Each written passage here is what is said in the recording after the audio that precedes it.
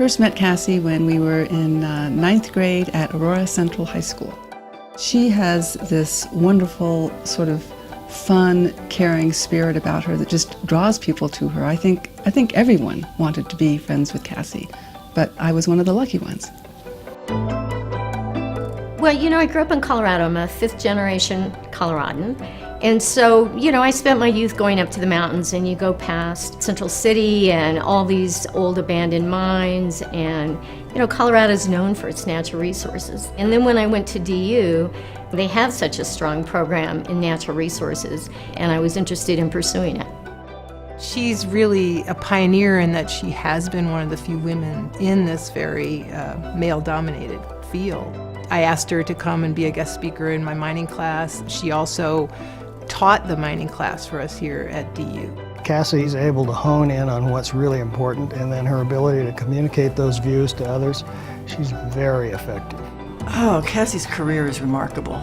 She has been a trailblazer in natural resources from the time she started in the 80s. I think learning how laws are similar to the U.S. and how they're different, how the rest of the world interacts on a commercial level and how it's different sometimes.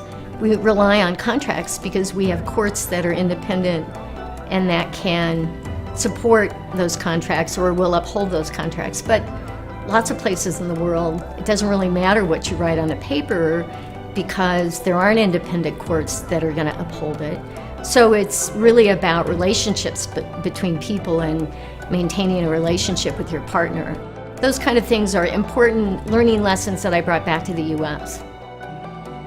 Many expats, they transport their Western life with them and they live in their westernized expat bubble to a large extent. Cassie is truly interested in the people and the places and the culture of where she is, and she immerses herself in it. And you can see it in the friendships that she's developed and maintained with people around the world.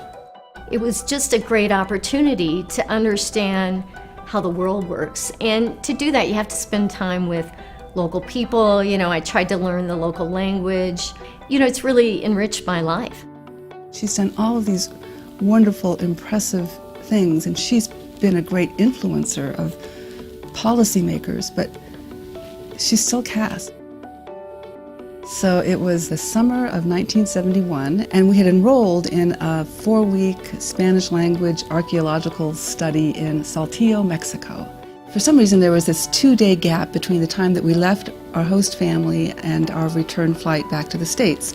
Now, when we got to the hotel, I started feeling really sick. And Cassie was so sweet, and she said, Cher, what can I get for you?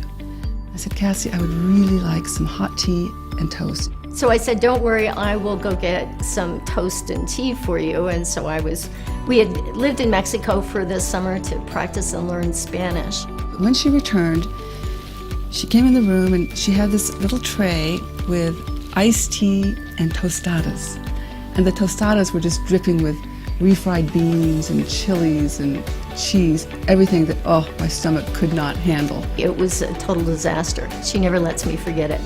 And that little story, it reflects her love of travel and adventure, her independence, and her kindness and her caring for other people.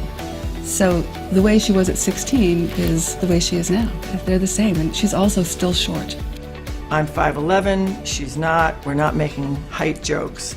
There's nothing like Cassie's sense of humor. She will make light of anything.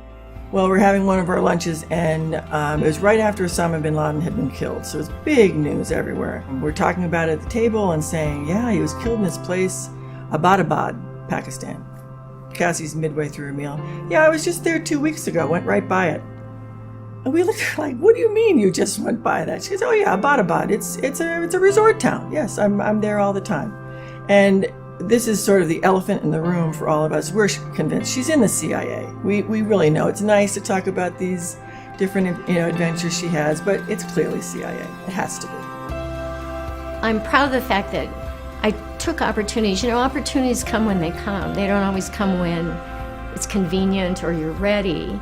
When I talk to classes at DU sometimes, or recent graduates, I want to encourage them that the career you think you have to have today and you have to get the perfect job don't worry about it, because it's probably not going to be the career you have, and the career you end up having is going to be so much better.